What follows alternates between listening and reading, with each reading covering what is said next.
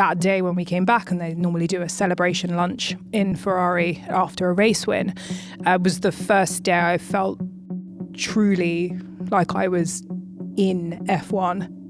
And on that day, I truly felt like I belonged.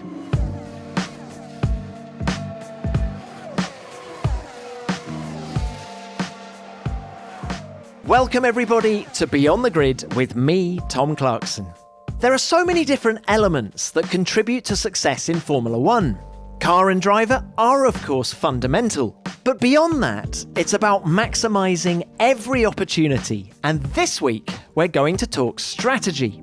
My guest is Alfa Romeo's head of race strategy, Ruth Buscombe.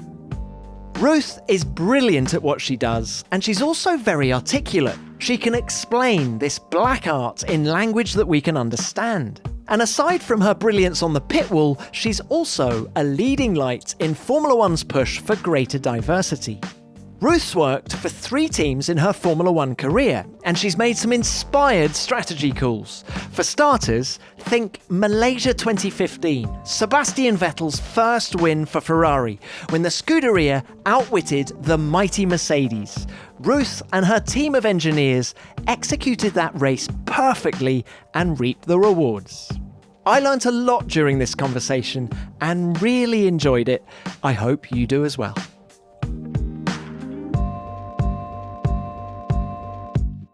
Ruth, it is great to have you on the show. Thank you for your time. Now, strategy.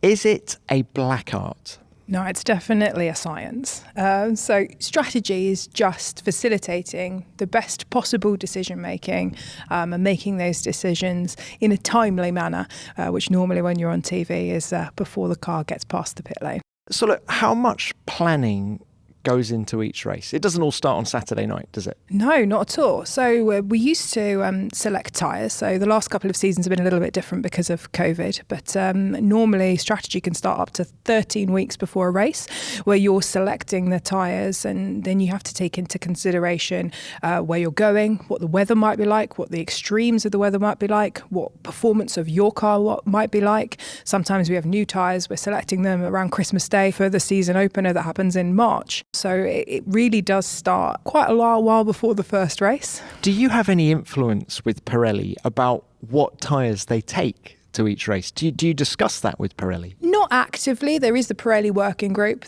so teams consistently are giving feedback, whether that's through telemetry data and technical feedback from the Pirelli tests that are ongoing throughout the season. We will also give feedback after events. So typically when you go to a new track, for example, and the actual loads exceptionally around, let's say, high banking circuits like we just had in Zandvoort aren't theoretically known at the point they have to specify them, you'll often end up with a slightly more conservative tyre allocation because they want to make sure that we've got tyres that can actually put on a show. And then maybe the next year we go to the track, they go, well, actually, we saw from the feedback from the teams that we could get away with going one step softer and bring a more aggressive compound that's safe to run on and will give a better show. So yes, we do, but not explicitly. I can't call them up and say, hey, can I have a C5 for next race? So how much more information do you have at your disposal now than 10 years ago, for example, when you started in Formula One? A lot more. So we get a lot more data live. At the moment, we get tyre data through in terms of what the tyre compounds our competitors are running, even during winter testing. So we used to have to manually spot tyres up to around 3 years ago. We get a lot more video content now. So just like you, the fans at home get to see onboards, we also get to see onboards. And that helps us in terms of understanding what we should do more with the driving. Also for strategy, it's very useful to see where a beached car is, if it's still got all its wheels attached on, as to whether or not it's more likely to be a safety car or a red flag, or if something's moving or keeping going. And I think also the software that we're using is a lot more powerful than it was 10 years ago. It's kind of, as the wonderful world of engineering is, it's a kind of constant voyage into everything consistently improving. So we have more plugins, we have better ways of looking at the data, we have better simulations. It used to be all Monte Carlo simulations. Now we're moving more into machine learning and whole new realms of being able to simulate the races, and also more powerful computing as well. So we used strategists to have systems. So some Formula One teams 15, 20 years ago used to use everybody's machines overnight. So when they left the design office, they'd be running the strategy simulations overnight on their desktops. And now you can probably do it on a cloud in about 5 seconds. So strategy is consistently evolving, but the problem is so is everybody else you're trying to beat. So it'd be great if it could just be you in 2021 trying to beat somebody in 2011 or 2000. But just like with aero development or any other part of the car, you can't unlearn what you've already learned. And so you see strategies evolve throughout the time. What was once special and unique and something that was a race-winning strategy then becomes part of everybody's playbook. And so you have to consistently develop ideas, combine ideas, try to understand how you can consistently try and get one up on the other 9 teams. Has it got a whole load more complex as a result of having so much more information at your disposal? I don't know if the word's complex. I think it's just you're consistently racing or competing in any sport at the current level that you're at. So everybody from the history of time is already always competing at the most technologically advanced point at which they're there. You never really would be able to compare, just like you can't compare drivers. I don't think you could necessarily compare the strategies of 2021 with Ross Brawn in 1998. Probably Ross would still wipe the floor with all of us, but we don't have that for fact, so we don't know. But do you get it right more often than not now compared to when there was less tools at your disposal? Well, you see, I would say it depends what your definition of right is, because if you ask most strategists, the definition of right is winning. And unfortunately, there's still the same number of cars in front of the same number of competitors that have been beaten. So I think actually probably not. And it's just about getting your car in front of your competitor. And there's the same number of that times happens now than it did 20 years ago. So that's an interesting point, right? So coming into a race, are you thinking about what do I need to do to win this Grand Prix? Or are you thinking what do I need to do to beat my nearest competitors? It depends what your mandate is from your team. So as a strategist, it's, in its purest form, it is strategy and it is trying to deploy the team game plan. Now that can be different depending on where you are in terms of your position in the championship, where you are in terms of the point of the season that you're at, and where your car is in terms of competitiveness. And it's not our job as strategists to decide what the team's game plan is. We are the people that are out there to go and deliver that and to come up with the most exotic menu of choices to be able to turn around to our team principals and say, okay, so you want to maximize your chances of getting points today. This is the way that I think we should go about doing that.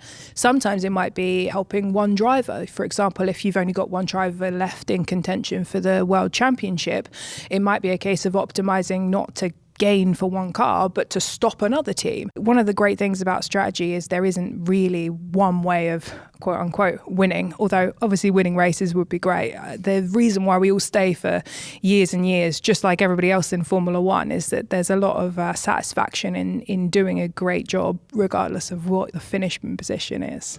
Ruth, tell me more about this exotic menu. How many different scenarios do you plan for in a race? If there is a safety car on lap 3, do you know before the race exactly what you're going to do at that point, or are you thinking on your feet on the pit wall? So the best answer to this is both yes and no.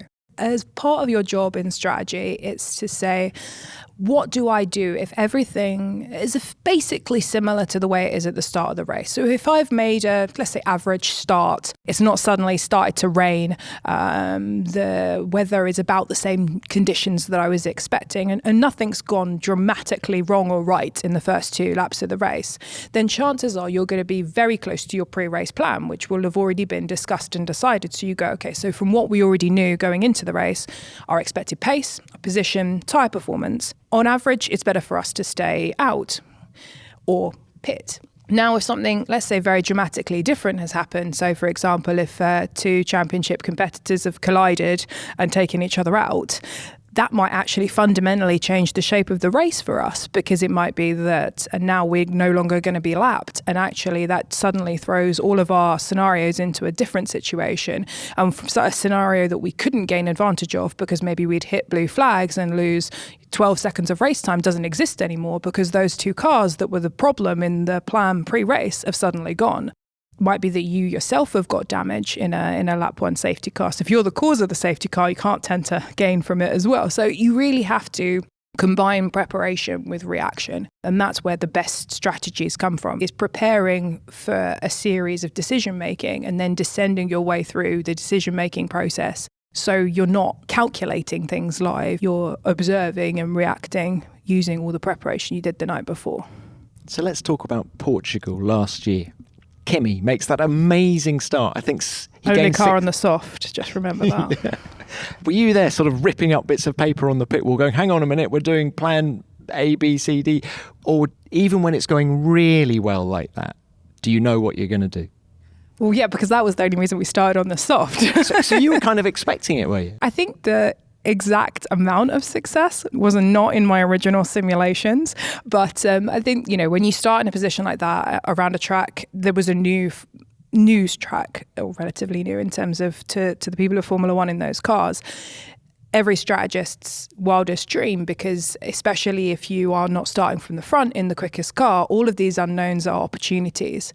So the fact that people did not know what exactly the tyres were going to perform like, and that adds a level of risk versus reward. So if you go to a casino, and normally maybe as a strategist you're betting the equivalent of 10 chips off the start line, you go to a new track and that could be slightly more, and then you look at the changeable weather on the grid, and then there's been certain times where a little bit of rain can maybe, if you get kind of a perfect storm of, I say, effects, that actually being on a softer compound on a particular track, and if it's a tiny little bit wet, gives you suddenly a huge advantage. And whilst it's not necessarily a sensible decision to bet on a gamble like that, if you are in pole with the fastest car and you can 99 times out of 100 win the race by doing a safer strategy, if you're further back and it's a hard overtake track and you might be able to capitalize on a high risk, high reward scenario, it might be a better trade-off. So that's the kind of thing that we would try and look through, and we try to understand, okay, so today we've got this safe strategy, we've got this less safe strategy, but will give us a higher reward, because the number one mantra of strategy is if you start behind the slower car and do the same thing, you finish behind. So like you end up being stuck and not managing to get to the end. So it's about kind of coming up with these options.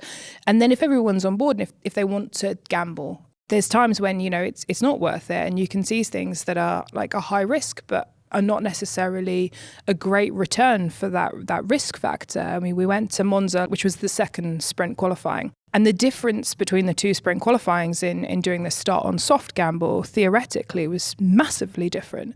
So we, again, started a car on soft in Silverstone, and like Alpine, we gained by doing so.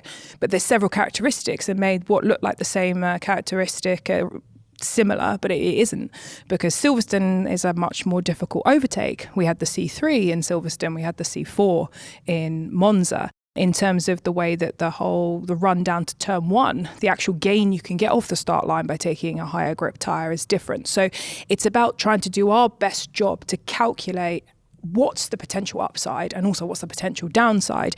If you hit a cliff in Silverstone, you hit a kind of gradual one, a bit like the way that Alonso hit, and he was only overtaken by 3 cars and finished P7, which is obviously a massive gain from the start position. Now in Monza, the way you get overtaken is a bit more dramatic, because as soon as you start breaking traction, you then kind of get yourself into like a doom spiral, I think is the non-technical term for it. But I call it a doom spiral because I'm not a race engineer. And then you start spinning more, and then you're breaking traction more, and you will just plunge through cars. So it's our job to kind of put all these factors together and to say, right, we can gain so-and-so positions, but there's a chance if it goes badly, we're going to lose everything and we're going to be at the back. And then actually, this is worthwhile because we think there's quite a high chance of it going well, and then we can be in P4, and maybe there's a small chance it will go badly. And then it's your team principal's job to decide if we want to go gambling.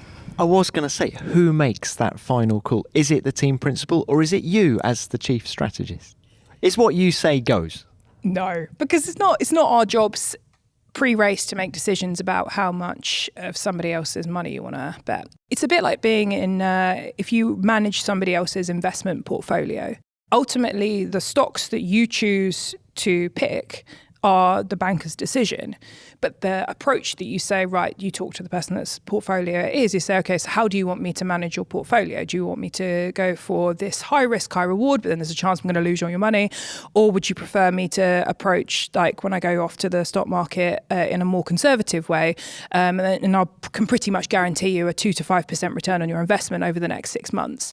And then it's, the person that owns the portfolio's job to say, okay, no, I want you to manage it like that. And then when it comes down to the individual decisions, that's then up to the strategist. But it's very important to not play God as being a strategist and to constantly make sure that you're communicating with every member of the team, especially your team principal and especially your bosses, to understand what's the objective today. Do you have time during the race to have those conversations though? No, and going back to our stock market analogy, that's why you have a conversation beforehand. And so when you actually get down to actually doing the kind of, micro decisions, you know what you're going towards, you know what you're trying to achieve, and you know the amount of risk versus reward that you've been given the mandate to go and achieve. And Ruth, are you naturally quite a risk taker? Are you quite aggressive on your strategy decisions? Is that where you lean naturally? People say I am, I think.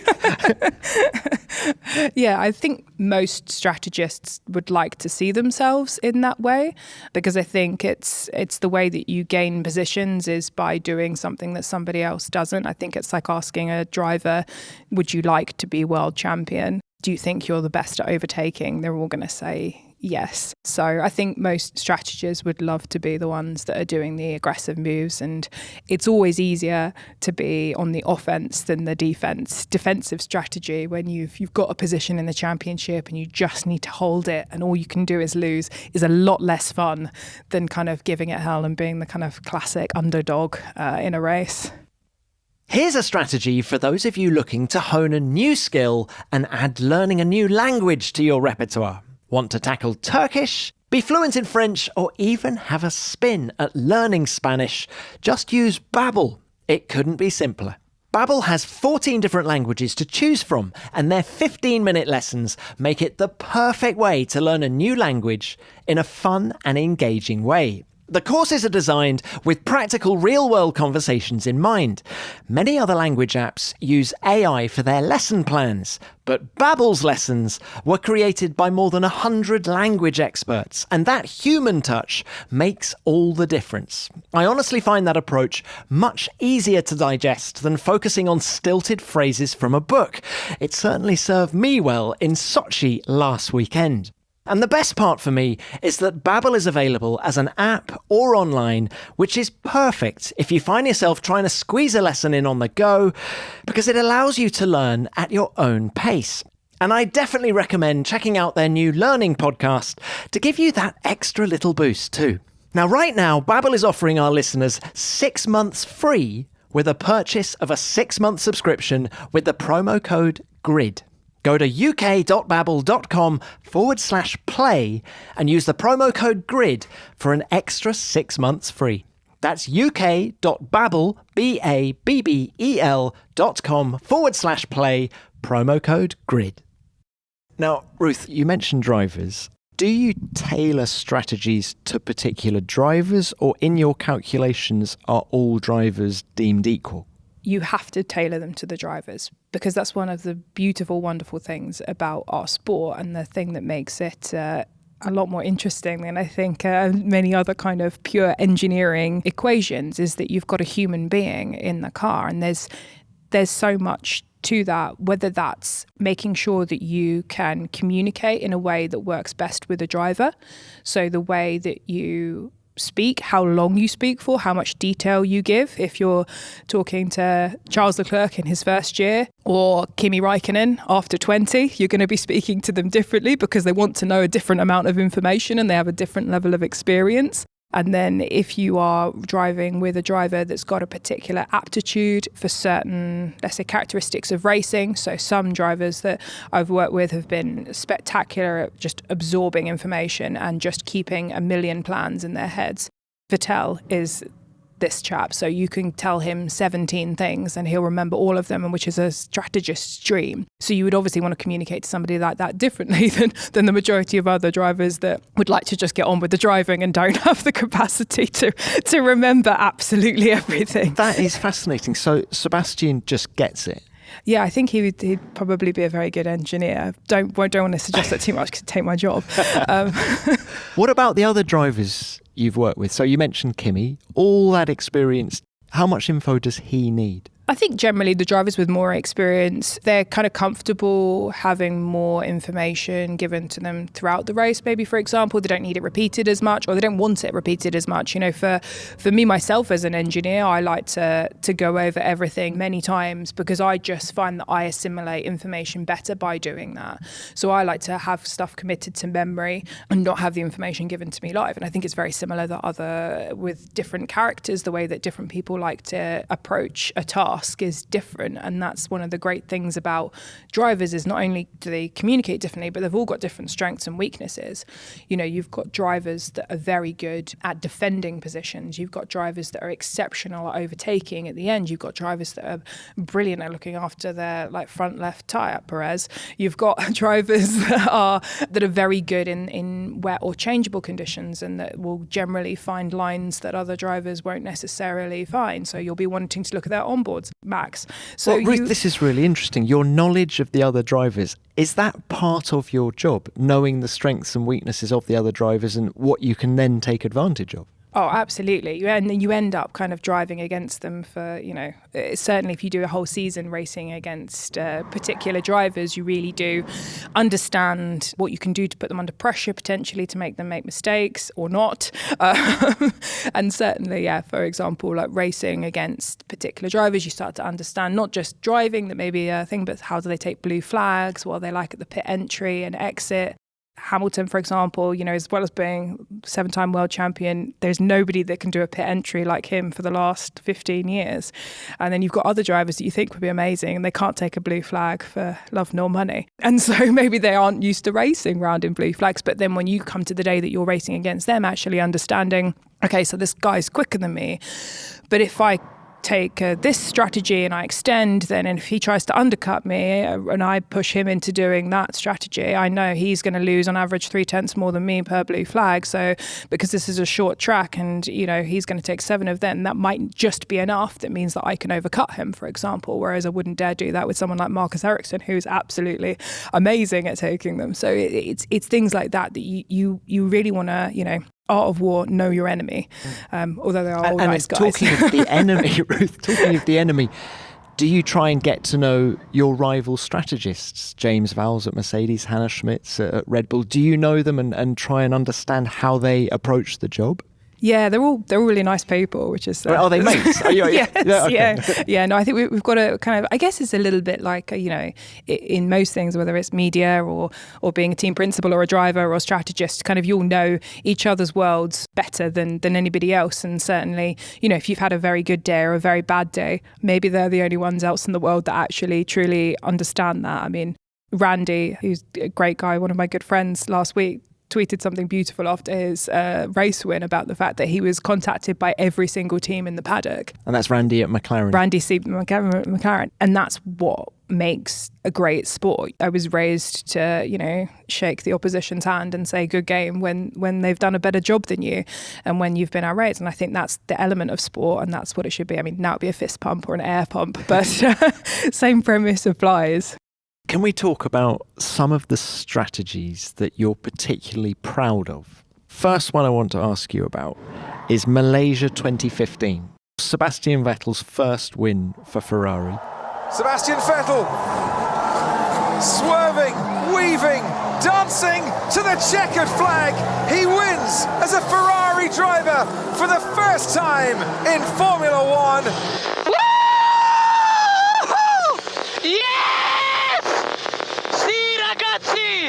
Oh, mi senti? Grazie mille ragazzi, grazie, dai, forza Ferrari!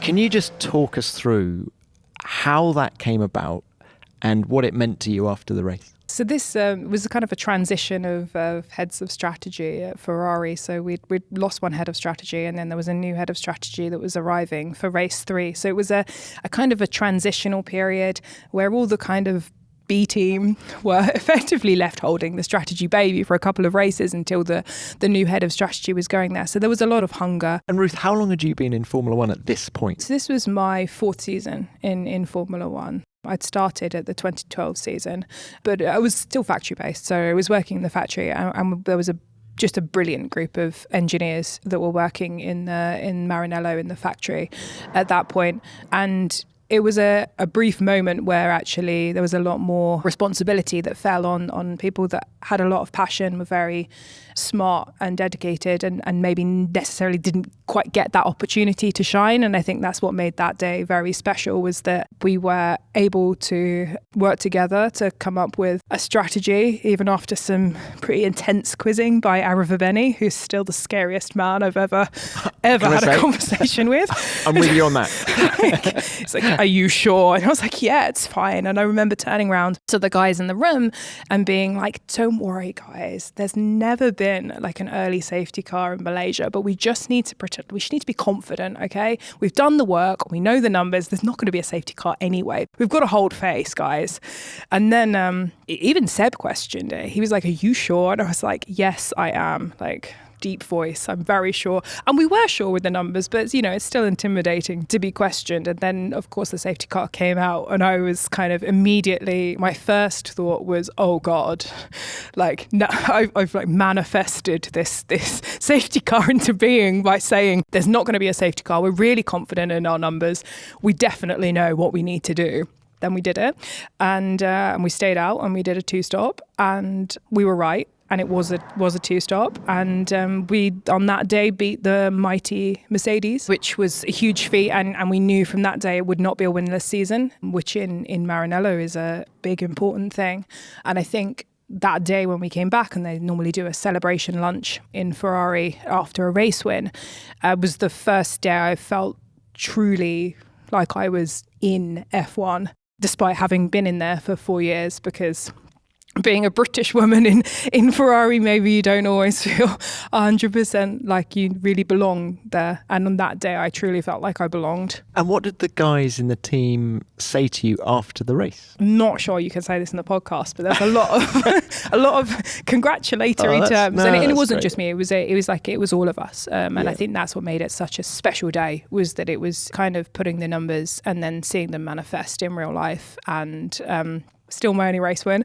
But I think that's what really, you do all of these things and you spend all these nights working on numbers, but then when it comes into something real and you see it actually happen, it's really special. And you had the courage of your convictions, didn't you, that day? Yeah, or just stubbornness. I don't know.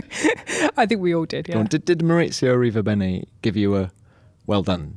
No, but a year later, he gave me access to the Bahrain lounge as a thank you.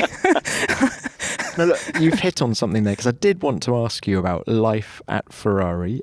What was it like? You say, as a British woman, not always easy. What is life at Ferrari like for anyone who's not Italian? I think it really depends on when you go and who you work with. So, I mean, a lot of the people that I work with there are not there anymore. So I wouldn't be able to kind of comment on the current, environment and where I was. Obviously, when I was there, it was kind of a different era. We had the president of Montezemolo. So I think it's moving in the right direction. I'd love to see more women in prominent roles in not just Ferrari, in all Formula One teams. Definitely want to talk about that. But just the whole Ferrari thing, because did you get caught up in the magic of that place? Did you appreciate... I mean, it was your first sort of big job in Formula One. It was my first ever job. Yeah, okay, right. But, so, I mean, that's the story in itself. Surely how you end up at Ferrari is your first job. But what is it like? Is it magical down there? For me, yes, it was. And the history of the place. Yeah, I think there was an aura, certainly, that it was impossible to not be seduced by, in terms of just, you felt like you were part of something bigger than yourself. I was a few months in, so I joined in June, and then there was the championship battle in 2012. And going as a junior 22-year-old to go into work on a Sunday morning for the Brazil race where we had a chance of winning the championship with Alonso. And walking into the factory, we're not in Brazil, we're in the factory. There were people clapping us going into work. Before the race? They were going at the end. But then before the race. After it. I know that. Really, before the race. And amazing. you're just so amazed about being part of something like this. And if you were wearing the Ferrari lanyard after a race win back in you go home to Modena, which is where a lot of people lived, and people would come out and say thank you to you. And on the other side, when you do badly, someone spat at my suitcase. So there is a lot of passion there both ways. it's not all being cheered.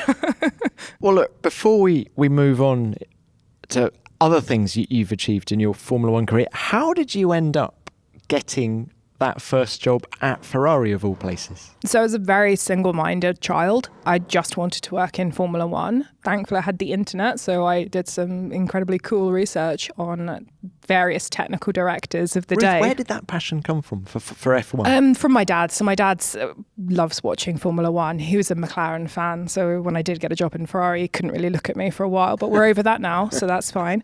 But yeah, so... But Dad's not involved in racing, is he? He's a doctor. No, he's a doctor. Yeah. But just as a fan. As and a sort fan. of, did you go to the British Grand Prix as fans? Yes, we did. Yeah. So you've done all that. So yeah, I did that, and I was finally able to get him into the race as well, which was good. I don't think I've necessarily offset the ticket price he spent on me throughout the years, but no, that was I told him I was going to do that for him when I was a kid, so it was nice to finally fulfill that promise. So yeah, so I wanted to be an engineer basically since I worked out that the people on the timing stands that were involved in sports always loved sports more the watching than the doing. We're doing maths, and I was like, that is what I want to do. I love maths. It's just the coolest thing ever. Maths and competition. I do mathletes. That seems way better than mathletes. And so set my mind on doing Formula One, research where all the technical directors went to university, and people like James Allison and Paddy Lowe went to Cambridge to do engineering and studied aerospace and aerothermal engineering. So that's what I did. And then also... Why James and Paddy in particular? The two that came up first on the internet. Yeah, A for Alice. Okay, yeah. Well, no, I think but it was... James is both of them, both Paddy and James are hugely inspirational. Respected. No, it was. It was. And did also you make any contact with them back then? No, I didn't. And I was lucky enough to work with James Allison in Ferrari, and I sat next to Paddy on a plane ride back from a race once, which was quite weird because at this point I'd been in Formula One for 6 years, and I don't really fangirl over anyone apart from when I met Rory Byrne. And then when I sat next to Paddy for the first time, and I was texting my dad, I was like, you will not believe who I'm sat next to. And everyone was like, but he just works in Formula One. Why is it that big a deal? Because he was your inspiration by the sounds of it. Yeah. And so that was pretty cool. And I was like, oh, I kind of went to university because you went. And he was like, oh, cool, I'm going to get some champagne now. Probably thought I was this weird kid that was sat next to him on the plane. But yeah, lovely chap. But yeah, it was basically just me trying to work out what's the thing I should be doing that's going to get me in the right place. And there wasn't the kind of access that you can have nowadays. We didn't have Dare to Be Different Girls on Track program. There was I didn't know anybody in motorsport. I didn't even know anyone that was, kind of working in motorsport that I could even LinkedIn, because that really wasn't a thing when I was a kid. So that was kind of my base way of trying to work out, okay, how do I know where I am, I know where I want to be, how do I get there? Cambridge also ran these brilliant master's collaboration projects for the master's thesis with a couple of Formula One teams as well as the FIA. And I did mine by Tony Purnell, who was... Pi Research. Yes, exactly. He used to be a team principal at Jaguar and then Red Bull before Christian took over. And we did it on... so it was actually the original DRS zones. So it was... 2010, 2011, looking at setting the DRS zones, because initially you could use them freely in qualifying. And this basically meant that all the teams were effectively setting up the cars to maximise it in qualifying, and then the DRS wasn't really doing much in the race because of the efficiencies you then created. So it was initially an aero project, which was run in conjunction with the FIA and supervised by Charlie Whiting, who was the first person I ever knew in Formula One. And then it was based on where do you set the zones. There were certain restrictions about where the zones could be. strategy and then simulating what effect that would have on a race. Did that involve you coming to races? I only went to one as a result of it. I don't think I managed to wangle any more than that. I would have liked to, but it was mostly simulation based. And although it was originally an aero project, it actually evolved a lot more into running with it was like a team's old strategy simulator. And that was where the strategy bug hit me, because it was about kind of actually simulating races. And I was like, this is what I want to do. And then since that point, I just wanted to do race strategy, but obviously it's a very difficult, very niche and small area to get into. But through that project, I was obviously working with Formula One teams as a result of it, and was offered several interviews, including one by Ferrari, and was hired by a wonderful chap named Giacomo Tortora, who's now actually working at Mercedes, initially in the simulation development department. So I was writing simulation tools and modelling things for the simulator. I was still convinced that I wanted to work in strategy, and despite my boss being like, do you want to give simulation a little bit longer? And I was like, no, I would still really like to work in strategy. So I'm very grateful that he kind of facilitated my wishes to be able to move. And then when there was a position available internally, I moved into that. On the subject of DRS, was there much resistance? Were you aware of any resistance when it came to the whole concept of DRS, really? I think people like to complain about everything, but I think you can't take that from us as Brits, because if you take our ability to complain about anything and everything, like who are we at the end of the day? Like we say we want wet races, then there's too much rain. You know, we say we want overtaking, then there's too much overtaking. Wrong kind of leaves on the Wrong line. leaves. I think, you know, it's in the fabric of our being. With your DRS experience, quick question on Zandvoort. Do you think next year we could open the DRS before the final turn? Open it. I'd love to. Yeah, do you think it would work? Yeah, I think so. I think the men wanted to make sure, completely understandably for safety reasons. There was discussion right up until the kind of the start of the race, but you can also understand that they want to, like, safety has to come first. But it would be really good to have it open through. Did you make that note in your F1 diaries after I nudged you last week? I hope so, because Expo 2020 Dubai and Formula One are thrilled to invite you to the making of a new world. Kicking off on the 1st of October 2021, Expo 2020 brings you 182 days of what's next in art, music, food and tech. A global gathering dedicated to bringing together people, communities and nations. It will build bridges, inspire action and deliver real-life solutions to real-life challenges. There will be something for everyone to enjoy. Techies will be able to experience the possibilities of a truly connected, high-tech world, from autonomous vehicles to space travel, as they witness the latest innovations and breakthroughs and take a glimpse into the future. Entertainment fans will be wowed with up to 60 live shows each and every day, and foodies will be pleased to know that there will be cuisines on offer from every corner of the world. World Expos are a global celebration, and this is the first time it will be hosted in the Middle East, Africa and South Asia region, so make sure you don't miss it. Join the making of a new world. To plan your experience, visit expo2020dubai.com. Let's go to another mega strategy. Brazil 2016. Anyone who was at the track will remember the rain and the red flags, but it was a huge race for Sauber. That's points, guys! Yes! Yes! Yes! Woo!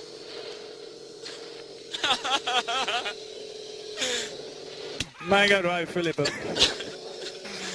job. Thanks a lot. Yes! Thanks a lot. Yes! Good job. Oh man, it feels like a victory. Never stop believing, guys. No. Never. Yes! Yeah, I'd only just joined the team. It was a bit of a kind of, like, could have been an ending, you know. I mean, I think the way that Formula One was previously structured, so only the top 10 teams get any money from getting in the top 10. And at this point, there was 11 teams. And it's actually huge significance in terms of the amount of money that teams have to get to take through. So it's a real significant point in the championship if you were 10th or if you were 11th in terms of the financials for the next year. And at that point, we were 11th and Mana had done a wonderful job and they were in 10th. And it was pretty awful to be racing against them for 10th in the championship because they were kind of the only ones that knew how stressful it was. So there was a lot of sportsmanship between the two teams. There was some incredible people working at Mana at that time, including my old boss, Pat Fry, who was on the pit wall. So it was very strange racing against him, but I knew the way he thought. Equally, he knew the way I thought. They had a brilliant strategist and they had a really good pit wall and the car was quite slow, but it was very difficult to get a one-upmanship on this team. And we were trying everything. In terms of exotic strategies, we tried some exotic strategies. Pitted on lap 1 in Mexico. That was a great day. That's interesting because from the outside looking in, I think there is the perception that Sauber is quite conservative. But that's clearly not the case when you get under the skin. Emily Boserup's theorem is necessity is the mother of invention. There's no need to go and gamble your life savings away if you're going on holiday to Las Vegas and you just want to have a nice evening. Your actions and your choices have to be proportionate to how much do you want to risk and what's it worth. And when you have to do a great result, you have to risk more. And when you're running out of time and you're running out of races, and if we do not get this 10th place, and if we do not give it hell, and we do not try absolutely everything within our power. And Manisha was very clear that she was like, we will keep trying. And both drivers were driving some of the best driving they've ever done. You know, the driving we now see with Marcus Ericsson in IndyCar, we saw, or everybody saw in Hinville in that year, in 2016. You know, he would do anything. We put him in some really awkward positions with having to like keep a set of tyres alive for 69 laps, which at that point, people didn't do that. This wasn't 2017, this was 2016. And we had like Lighthill's 8th equation trying to work out what was going on with these tyres at in Mexico with the way that the temperatures were going to work. And so, you know, we were really trying absolutely everything, as were Mana, to get into the points. And then the Brazil day, it was very clear. I don't know why, but we just woke up and we just knew that was going to be the day that it was going to come down to, because it was raining and because of the way that the whole situation was set up. It just felt like it was going to be that day. I had the same feeling in Spa where I was like, this is going to be the day that Williams score a lot of points. So I think we're good with that feeling. The feeling still works. And it's rain. Yeah. And it's rain at the time. Yeah. So I also had it in Budapest, annoyingly. Felipe Nasr, who was Brazilian, who drove spectacularly that day, just came in the morning and he was like, we're going to get points today. He just was so solely focused on this, and it kind of manifested this positive energy. And I remember we were kind of going to the pit wall, and at this point it was kind of like almost like a gallows humor between like ourselves and like Mano. We were like, 5 stops, you do 5 stops, I'll do 5 stops, you know, between myself and like Dave Ryan. So like everybody was there, and like, you know, the drivers, people like Pascal, who then came and drove with us, and Ocon at the time, who was also like, you know, young and demonstrating some like spectacular rain driving. I mean, I remember before the race being like, so for some reason, Ocon had managed to get to Formula One without ever doing like a competitive FIA wet race.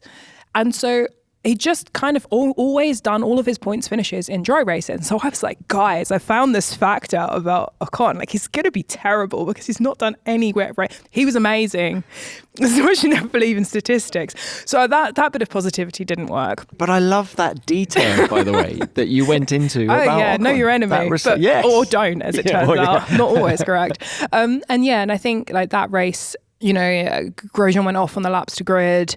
The rain was increasing. We had to make a call between the Inter and the X-Wet. There was a point at which genuinely it was on the limit. We didn't want to put all of our eggs in one basket because we didn't want to play God. And we thought if we are 10th of the teams were literally going half and half. It was split down the line. And we were like, okay, so if we're 10th in both, then at least we'll get a point with one of the cars if it turns out wrong. So, I mean, I think in terms of the strategy for that one, that was about survival and was a lot more based on trying to cover off of our bases. But there were points in the race where we were losing. So when we entered the pit lane for the first red flag, we were okay. And then they gave Ricciardo a penalty. And if the race was not restarted, I don't think I'd have ever forgiven him for this. And the penalty would have meant that if the race did not restart and half points were awarded, Manor would have beaten us by half a point. And I was there like, oh God. And then we were like, saying, oh, the weather looks great. It's so lovely weather. We should really start the race again. And then you've got Manor being like, oh, it's terrible weather, Charlie. This is absolutely abominable. We can't get this race for start. So yeah, so it was not. It was a marathon, not a victorious. How did the emotions compare after that one to Malaysia 15? So first win versus that 10th place. Very mixed. I think because you didn't feel like you'd hurt anybody by doing well in Malaysia because, Mercedes just went on to win the next race and the next one. I see. So your euphoria in Brazil, obviously the guys at Manor, I think we really felt for the people because, you'd like one of my friends who now works at Aston Martin was there after the race and was like, had a wheel gun and was like just spinning it in the pit lane.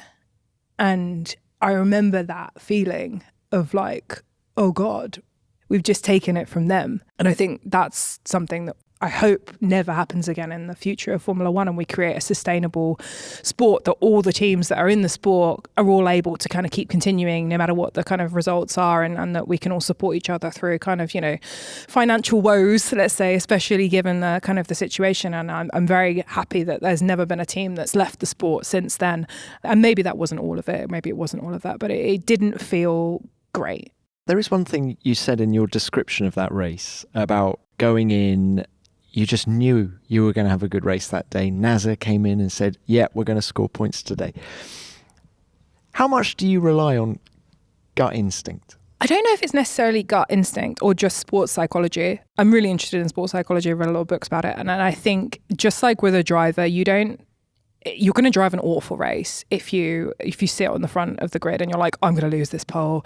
My car's really bad. I'm not very good under braking. The guy next to me is so much better than me. Like, drivers don't do it like this.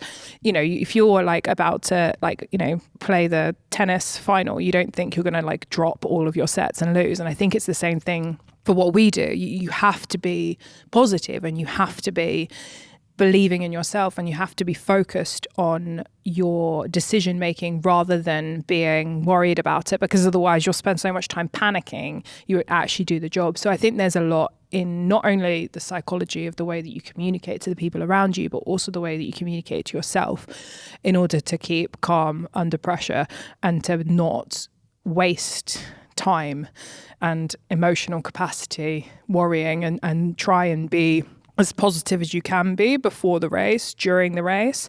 And then the second after that, you then tug at every little string of failure and try to understand what you could have done better. But it's not helpful during the race at all to focus on errors and to focus on fear. You have to focus on doing the next correct thing, even if you've just made a screw up. Now there's one more on my list, and that is Australia 2016. You're at Haas. It's the team's first race. No one knew how you guys were going to get on. You had a good driver in Romain Grosjean. Now all eyes on Romain Grosjean and Haas F1, who've emulated Toyota, the last team to score points on their Formula One debut. Brand new team, brand new season, point scoring finish for Haas F1. Congratulations to them. Checkered flag, Romain, checkered flag. Absolutely amazing, dude. Guys, listen to me. This is a win for us. This is a win. Unbelievable for everyone. Unbelievable. I don't even know where we finished. Unbelievable. You finished sixth. Set that one up for us. So I slept on the floor the night before. Where, in the garage? Or? Yeah.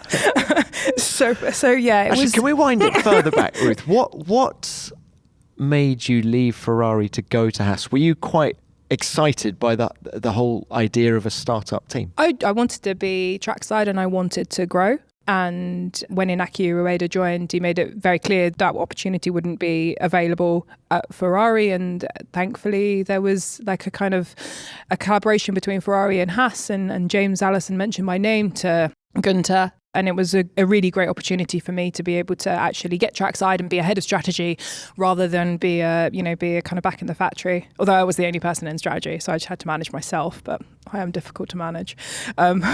So we're now you're asleep on the floor. It's only because we had so much to do. So like starting a new team, you don't realize how much is carryover until you actually start a new team and you're like, oh wow, there's absolutely everything, like absolutely every line of code.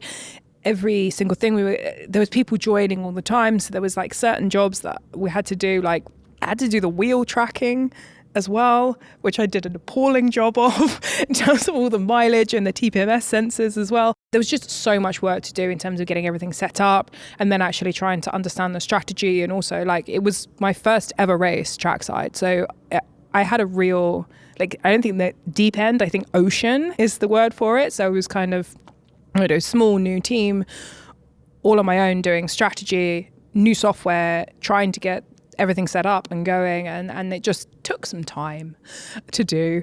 And then in my infinite wisdom, I decided that it would be an inefficient use of time, given it was about 6 a.m. when I finished. I had to be back at about 8 a.m. I just thought I'd just sleep on the floor because it would save the commuting time. And it was a good call. And I'd like kind of slept on all the overalls, which were brand new. So it wasn't actually dirty because everything was clean. That race was, it really did feel like a win. And people say that, but like when Roman said that, it really was. And there were so many elements of that race itself that was such a personal challenge in terms of getting everything working and trying to really do the job for the first time, but like do so much more than really you'd normally have to cover. And then seeing the crash and making the call that it would be to stay out, or at least initially, because it was going to be a red flag. I remember my boss asked me what to do and he was saying, should we come in? And I was going, no, I think it's gonna, and then we went and stayed out, and then we're able to change tires under the red flag, which is great because of the lack of pit stop practice that we had to do. So all the guys were saying to me, like, can we have the smallest number of pit stops possible? Like as a joke, they were like, don't do a 2-stop, do a 1-stop. And then like after the race, I remember them like chanting something and I was like, what are they saying? And they were going, no, stop. And which is great because then we did a load of pit stop practice before Bahrain. We actually did one more stop than everybody else and did an even better race and came P5. So yeah, we just kind of moved the stops around to kind of maximize the preparation for the car, I always say. How good was Grosjean? I think he was lovely, a really good guy to work with. Did he get strategy in the way that Vettel does, for example? Yeah, I mean, I've been very lucky, to be fair, that I've never had a driver that doesn't get strategy. I've always worked with great drivers. Maybe they're all great and I've just like worked with them. But no, I think Formula One, I suppose, yeah. It's never been a problem. It's always been easy to kind of to communicate it. And I think also he really understood when we were talking about the start tyre choice. You know, we'd qualified towards the back with the wonderful elimination qualifying. Hey, was that a strategist? It lasted for 2 races, didn't it? Yeah. I've never felt more alive, though. Like, I mean, I know it was probably the most boring thing in the world to watch, but it was. God, I can't even remember the rules for that. It was really exciting. There was like an elimination every 60 seconds. Kind of just watching like a car crash in slow motion. Can I take you to sort of the present day now? Fred Vasseur is your boss at Alfa Romeo. How different a team does Fred run compared to Monisha Kaltenborn? In my world, it's quite similar. They just kind of let me do my strategy. I think as in terms of in my job, you really need a good team principal that will support you, especially as we all know, it should be 2021 and being a woman shouldn't make a difference. But, you know, we all know the reality of it is that sometimes it does. And I can say with both of them, there's never been any kind of problem. So I think from my perspective, in my world, it's very similar. They've obviously got very different styles, both in terms of fashion and in terms of leadership. But equally happy to roll the dice if that's what's needed on the day. Yeah, and I think they're both great individuals and I've been lucky to work for both of them. On the topic of diversity, there aren't many females in top engineering positions in Formula One. Why do you think that is? I think it all starts at the grassroots. And the application to A-levels in the UK, to universities, percentage-wise, we're running around 10-1 maximum for men, which means that statistically speaking, it's going to be 10 times harder to find a woman of the quality that you want compared to a man, assuming that everybody is the same as a base level, which there's no statistical evidence to suggest that men are better than women. And then that means your pool of candidates gets smaller and smaller and smaller, and it will take time to change that. If you look at medicine, I think it's a great example that if you look at my parents' generation, when my mum joined medicine, they were running at about the same percentages. So it was about 10 men to every 1 woman. What is it now? 50-50. Actually, it's slightly more women. And as a result of that, you're seeing that percolating through, and you're seeing senior management positions being filled with women, not because there's any bias, but because you've already made a pre-selection bias, because you've got fewer kids doing it, fewer people taking the university course, fewer people applying for the job, which means fewer people get in, which means by the time you fast forward 20 to 30 years, there's fewer people available. And that's why it's absolutely critical that we start right now. We start grassroots. We make sure that STEM subjects are available and they are advertised, and we do things like the Hamilton Foundation to make sure that it's not just one subsect of schools that are offering a higher percentage chance to be able to go and do STEM subjects, because they're the harder ones, which means that some schools often don't offer them or push students away from them in order to get slightly better grades, for example. Making sure that if you're female, black, you're anything, you have the exact same opportunities, you're being given the same options in terms of A-levels and choices, and it will change. Because there's nothing different between medicine than engineering or medicine than law. It's just smart, passionate people. And if we make a change now, we'll see a difference in the percentage rates of people coming into Formula One, whether that's driving or engineering or media or manufacturing or being a mechanic in 10 to 15 years, and we wait another 20 years, and the people at the top will be 50-50. But can we as a sport do more? We should do more steps like we're doing already, which is things like the Hamilton Foundation, things like the kind of We Race as One initiative, and making the sport more visible and being a real flair into society to say, hey, if you go and do maths, you can get a cool job that is bankable, that you'll be able to pay for your mortgage. And this industry exists and we want you here. And that's the thing that you need to inspire people around the world. You know, Ferrari, as a sports car manufacturer, make red plastic toys available at a very cheap price to every kid in the world, so that every kid grows up, and the ones that end up being millionaires or multimillionaires are more likely to buy a Ferrari because that was the plastic car they played with as a kid. It's exactly the same with something like a STEM career or being a driver. We have to make it so that it is available, and we say we want you in this industry. This isn't just for one set of people. If you think that, that's wrong. Come here. It's a great sport and it's a great job. And getting people at the grassroots totally understand that. You're clearly a very determined woman. Did you notice any resistance on the way up when you were in Formula One? Definitely. I think it's, if you haven't, you probably just haven't been around long enough to experience it.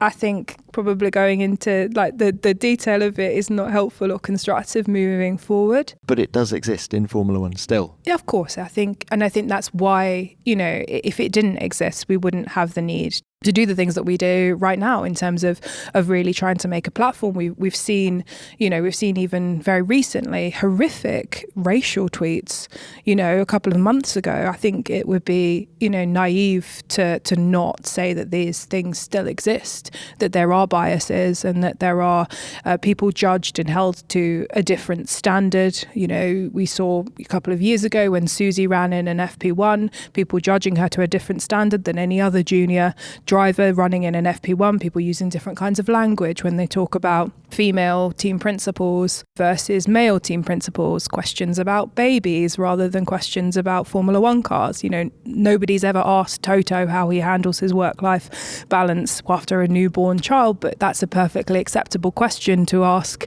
Susie when she was announced as the Venturi team principal. And those kind of microaggressions are indicative of the fact that the world is not fully changed yet, and we need it to change, and we need it to be a platform so that it isn't just one small subsect of society that gets a go at it, because whilst there's going to be brilliant people there's brilliant people everywhere, and the sport will be better, and the cars will be faster, and the racing will be so much more exciting. I mean, imagine if we hadn't had Lewis in the World Championship, you know, the first black driver. Imagine if he wasn't here. How boring would some of the races been over the last 15 years? You know, how wonderful is it that we've got here, and how many others are we missing out on potentially? How many potential females are we missing out on? And the more effort that we can put in to making it not a utopia, but just equal opportunities for people, I think there's no evidence to suggest we're not going to be a better place for it. And Ruth, tell me a little bit about Girls on Track and the success you're having with that.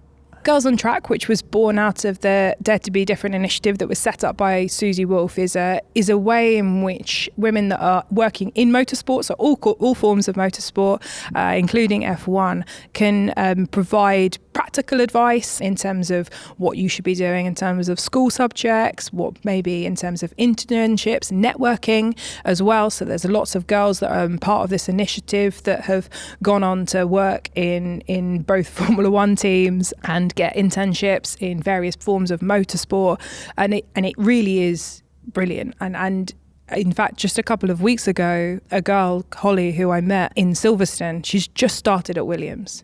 That's a woman in Formula One because of this program, and there's so many other examples like that. You know, there's so many examples of people that are networking opportunities that have come across because of this. So I met Tatiana Calderon through Dare to Be Different. When Manisha was looking for a development driver, I suggested her name because she fitted the profile. And that whole thing kicked off because of networking. Her name wasn't even in the room until I mentioned it, and then she was a good fit. And the day that she drove a Formula One car came about because of the day that Susie Wolff decided to start Dare to Be Different, which created this environment of people and created this network and created the way that we all know things work in Formula One, which is about, you know, works in industry and works in business, that if you can know somebody, that you can talk to somebody, you can have your CV in the right place, you can have the correct, you know, qualifications, you know, the right person to contact. That's how things happen.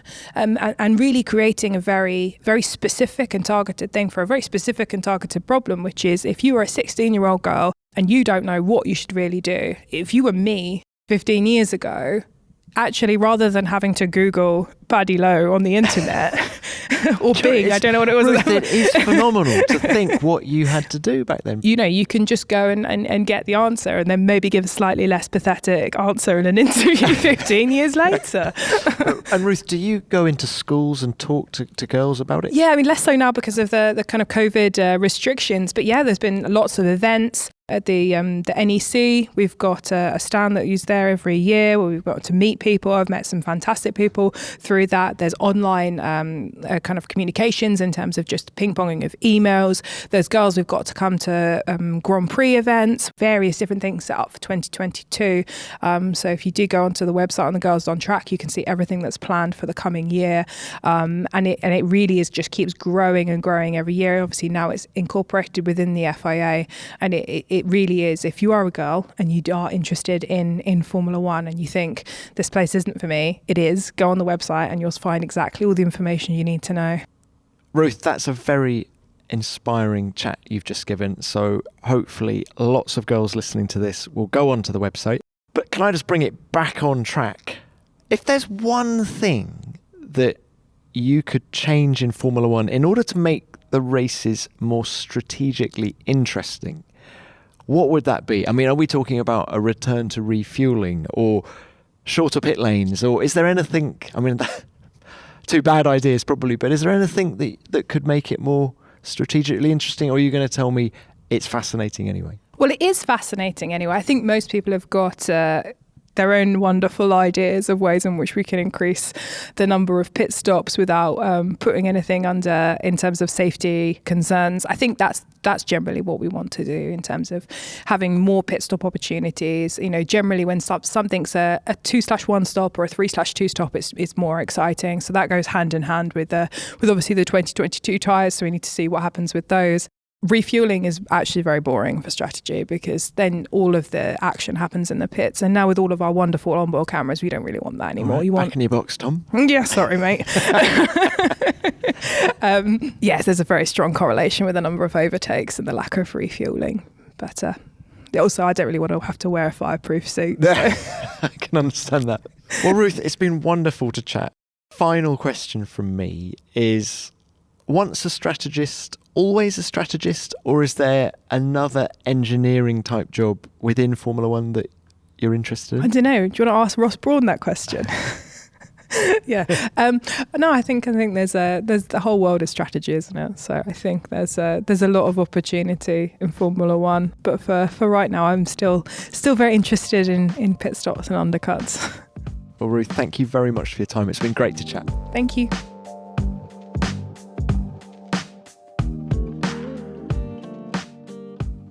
The whole world is strategy. Indeed it is, Ruth. Now, I took so much away from this chat because Ruth's journey to the top and what she had to do to get there was so inspiring. And her detailed descriptions of races like Malaysia 2015 were unbelievable. I felt like I was on the pit wall with her. And there's no doubting Ruth's desire to get more women involved in Formula One. And if anyone wants to find out more about Girls on Track, please give them a follow on Twitter or Instagram at Girls on Track UK. Ruth, many thanks for your time. It was great to catch up, and I look forward to seeing you again in Turkey next week. As ever, please send in any stories or thoughts that you have on Ruth. And remember, I'll read out the best ones next week. Send them to me at Tom Clarkson F1 or use the hashtag F1BeyondTheGrid. Which brings me on to what you sent in about Nikita Mazepin after last week's show. Let's get started with this from Axel. Nikita is obviously comfortable in his skin. I'm impressed with his confidence and have changed my opinion of the man.